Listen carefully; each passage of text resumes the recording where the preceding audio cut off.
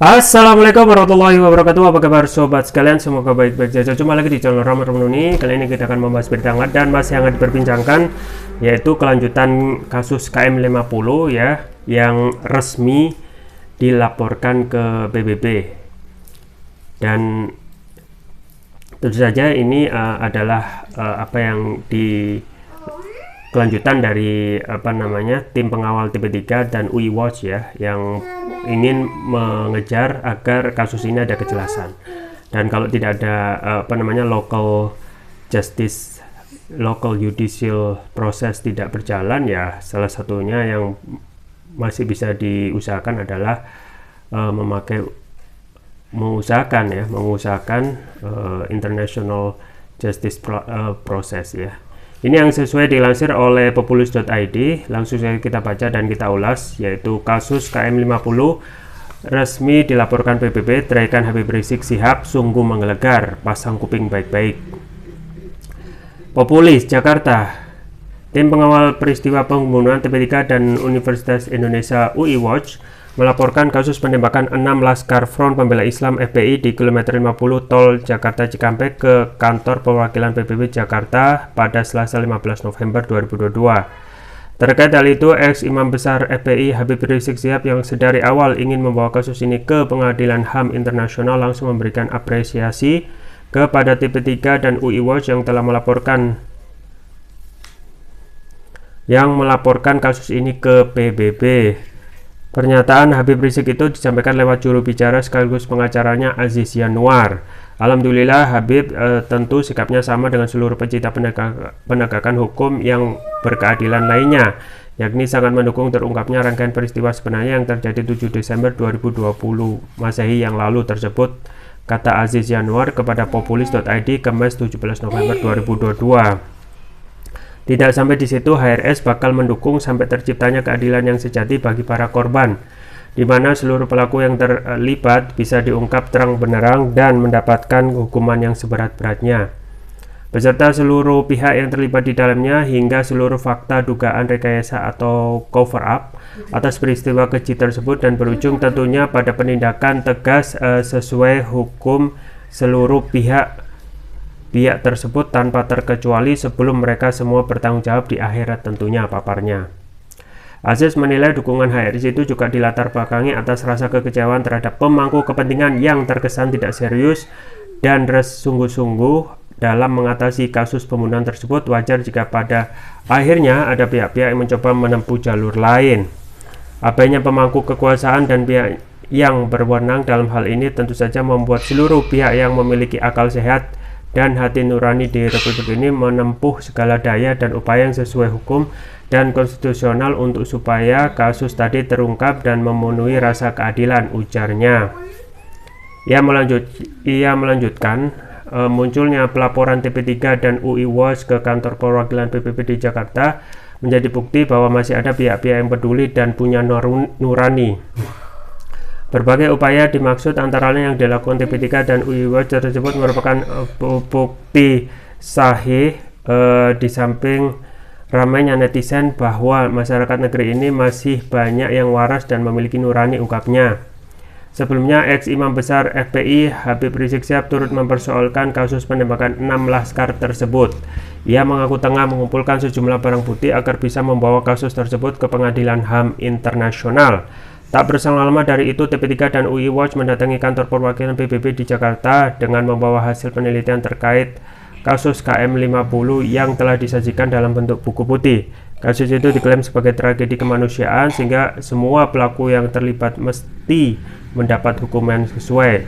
Oleh karena itu, pelakunya harus diadili sesuai ketentuan Undang-Undang 26 2000 tentang Pengadilan HAM, kata koordinator TP3 dan UI Watch Marwan Batubara kepada wartawan Rabu 16 November 2022. Ia berani menegaskan bahwa kasus KM50 itu termasuk kejahatan yang dilakukan negara kepada warga negaranya.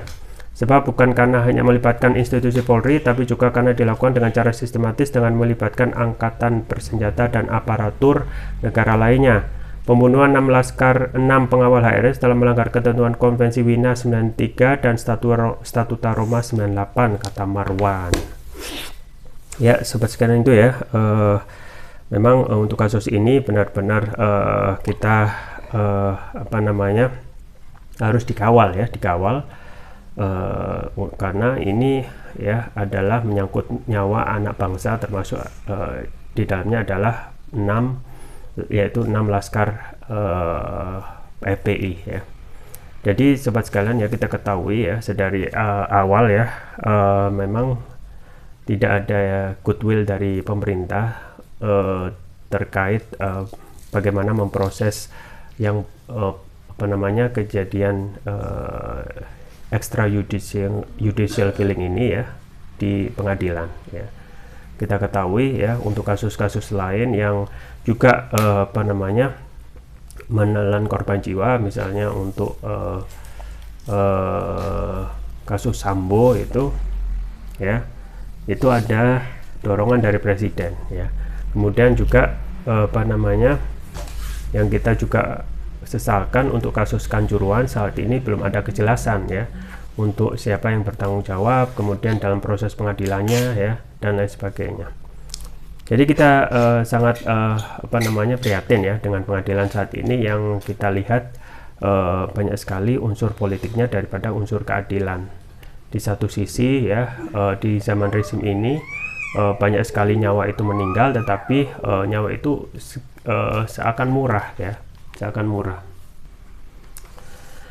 Nah, kemudian kita salut kepada tim TP3 ya, yang hingga saat ini ya kita dengan banyaknya kasus sehari-hari ya, entah itu kasus yang konstatasi pilpres, kemudian juga persoalan-persoalan yang membelit bangsa, ini tidak dilepas ya oleh TP3 ya, tim pengawal peristiwa pembunuhan TP3, dan saat ini juga mendapat dukungan juga dari UI ya, Universitas Indonesia Watch, yang melihat ini perlu ada penanganan dan ada kejadian yang luar biasa, yaitu pelanggaran HAM. Nah, ini kita juga salut kepada TP3 ya, yaitu Bang Marwan Batubara, termasuk juga saat ini tentu saja ya ex IBHRS, Imam Besar HRS, yang juga dalam hal ini ya merasa mempunyai moral responsibility ya terhadap laskar FPI ini ya, yang melakukan pengawalan ya dalam pada peristiwa 7 Desember 2020. Nah, memang ini dalam kasus pelaporan ke jalur internasional, pertama menunjukkan bahwasanya kita ya, pemerintah ya, tidak mempunyai etikat baik untuk memproses ini dengan baik. Pun juga dari segi institusi Polri ya, yang seharusnya ya secara normal ya, normatif harus memproses ini ya, dengan ataupun tidak adanya desakan ya yang dari presiden gitu ya. Nah, kemarin misalnya untuk kasus Joshua itu sudah ada desakan sampai 4 kali. Nah, sekarang tidak ada desakan.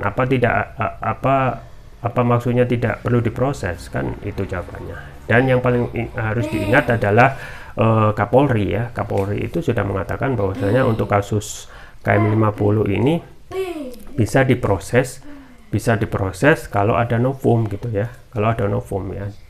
Nah, kalau kita melihat novum atau bukti baru yang bisa ditampilkan di pengadilan itu banyak gitu ya. Pengadilan itu banyak ya. Nah, ini memang ada blessing in disguise ya terkait kasus Sambo ya. Dulu ketika KM50 itu awal-awal ya, belum ada kasus Sambo, kita seakan ada batasan-batasan tembok tebal yang membatasi setiap orang itu untuk komen, opini, dan juga menyampaikan pendapat, dan juga dorongan kepada pihak institusi itu untuk membuka kasus ini seterang-terangnya gitu ya. Dan memang ada spesifikasi terhadap kasus ini ya, diketahui misalnya Habib Bahar bin Smith ya sampai dituduh ya melakukan pemberitaan bohong ya, padahal apa yang disampaikan hanya mengutip ataupun melihat fakta yang ada di buku TP3, buku putih TP3 ya. Nah, ini yang setelah ada kasus Sambo, kita seakan melihat ada titik terang yang bisa kita usahakan ya. Nah, kalau untuk novum ya memang harus kita tagih kepada Kapolri ya, dan itu harus dikawal agar segera diproses atau buka ya. Nah, apakah yang menjadi pertanyaan, apakah kasus ini ya akan apakah Kapolri itu akan memenuhi janjinya untuk membuka kasus ini kalau ada novum baru? Nah, itu kan pertanyaannya gitu ya. Itu kan pertanyaannya ya, itu kan pertanyaannya, mengingat ya banyak sekali ya pelanggaran-pelanggaran yang pada era saat ini tuh benar-benar terbuka lebar ya, misalnya, dan yang yang berkaitan erat dengan institusi Polri itu sendiri, yaitu para perwira tinggi ya, kasus narkoba yang yang melibatkan Irjen Teddy Minahasa belum ada proses pun. Yang terakhir ada setoran yang disampaikan juga ya melalui pemberitaan media oleh Ismail Bolong ya ke Kabar Reskrim, itu juga belum proses. Artinya memang masih ada permasalahan dari institusi Polri yang kemungkinan ini menjadi sebab ya kasus-kasus itu untuk kasus yang sifatnya ngeri-ngeri sedap seperti kasus KM50 ini ada kecenderungan saling menjaga posisi aman gitu ya. Nah, ini yang kita khawatirkan. Jadi penegakan hukum tidak berjalan seefektif mungkin ya. Dan ya kita ya saat ini sesuai semangat yang dilakukan oleh Bang Marwan ya, dia mengawal terus hingga pengadilan internasional. Nah, sebenarnya masih banyak novum baru yang juga sudah dijanjikan oleh Kapolri itu untuk bisa dibuka ya. Misalnya setelah kasus Sambo ada banyak sekali fakta-fakta yang bisa menjadi novum ya. Misalnya adanya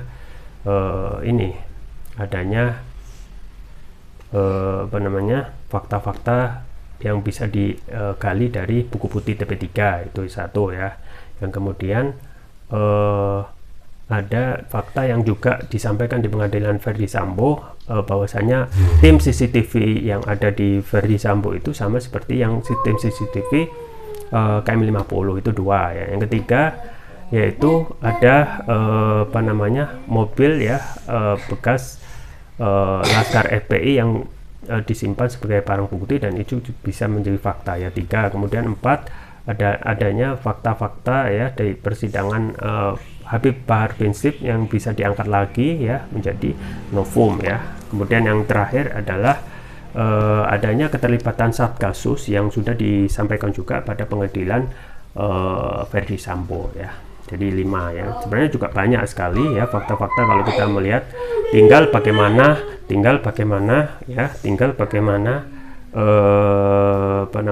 goodwill dari pemerintah termasuk juga Kapolri untuk segera menuntaskan kasus ini dengan seadil-adilnya, adil bagi keluarga korban, juga memberikan marwah ya kepada pengadilan, bahwasanya pengadilan saat ini masih mempunyai harapan untuk menjadi yang bisa dipercaya oleh masyarakat. Nah, masalahnya ketika kondisi sekarang banyak sekali ya oknum polisi, tidak hanya level bawah tetapi sampai level atas itu melakukan pelanggaran ya. Apakah kasus ini ya yang sifatnya lebih ke arah politik daripada hukum itu bisa dibuktikan dalam pengadilan sebelumnya? Apakah bisa diadili secara seadil-adilnya ya, dibuka sesuai dengan janji Kapolri bahwasanya ketika ada novum baru bisa dibuka? Nah, itu bisa dinilai sendiri ya, mengingat banyak sekali pelanggaran-pelanggaran yang kita tidak yakin ya ini akan dibuka kembali. Pun kalau kita melihat jalur internasional ya, kita belum ada bukti yang contoh sebelumnya seseorang pelanggaran HAM berat itu bisa diadili ya, kemudian diseret di pengadilan, kemudian dihukum ya seadil-adilnya ya. Kalau perlu ya, kalau memang melakukan pelanggaran berat ya, bisa menghadirkan pimpinan teratas ya. Ini belum ada contoh ya, tetapi secara usaha manusia ya, ini yang bisa diharapkan sekarang ya, meskipun nanti hasilnya tidak sesuai harapan ya, minimal kita ingin melihat ya, dalam hal pengadilan internasional itu ya, minimal kita ada usaha, kemudian juga ada terus dikawal ya, untuk mendapatkan keadilan ya. Tetapi ya, kita ketahui ya, suka atau tidak, tentu saja keadilan, benar-benar memberikan keadilan adalah keadilan dalam Islam ya, gitu, suka atau tidak ya. Karena untuk kita melihat sejarah yang begitu panjang sejarah Islam, itu yang bisa kita korek adalah keadilan dalam sistem Islam ya, atau dalam sistem khilafah gitu ya. Misalnya pada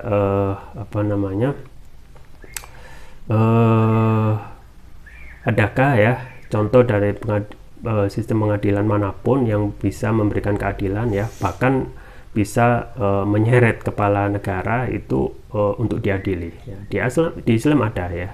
Dulu ketika misalnya pengadilan yang dalam kasus baju besi Ali, misalnya baju besi Khalifah Ali radhiyallahu anhu, itu kita ketahui ya, Ali melihat bahwasanya ketika selesai perang, melihat ada baju besinya ya yang ada di di rumah seorang Yahudi ya. Kemudian dia melihat bahwasanya itu mengenalinya ya, karena tidak mau dituduh, akhirnya Yahudi itu mengarahkan proses ini ya, mengadukan ke pengadilan, dan langsung Khalifah Ali juga dihadirkan gitu ya. Dan apa yang terjadi selanjutnya, setelah memang tidak ada bukti nyata bahwasanya ini ada bukti yang real dari Ali ya, Khalifah Ali radhiyallahu anhu ya, akhirnya memenangkan Yahudi gitu ya. Dan setelah itu ya, kita ketahui Yahudi itu merasa amazed gitu ya, pengadilannya begitu cepat ya, dan bagaimana mungkin bisa memenangkan ya antara rakyat biasa dengan pemimpin negara Islam pada waktu itu, khilafah ya. Dan akhirnya saking kagum ya, akhirnya Yahudi itu masuk Islam ya. Pun juga banyak sekali contoh-contoh ya, ketika pengadilan itu dilakukan ya dalam sistem Islam ya, ini akan memberikan keadilan yang seadil-adilnya. Nah, meskipun kita juga diyakini oleh IBHRS sekalipun, saya yakin IBHRS yakin nanti keadilan seperti apa yang akan didapat, tetapi minimal usaha manusia yang bisa diusahakan adalah melakukan usaha semaksimal mungkin untuk segera mendapatkan keadilan dari kasus KM50 ini. Ya, kita tunggu saja ya kelanjutan proses keadilan, apa bisa dilaksanakan, diproses dengan secepat-cepatnya dan seadil-adilnya. Itu saja yang bisa saya sampaikan, semoga bermanfaat. Jangan lupa like, share, dan subscribe. Sampai jumpa lagi. Wassalamualaikum warahmatullahi wabarakatuh.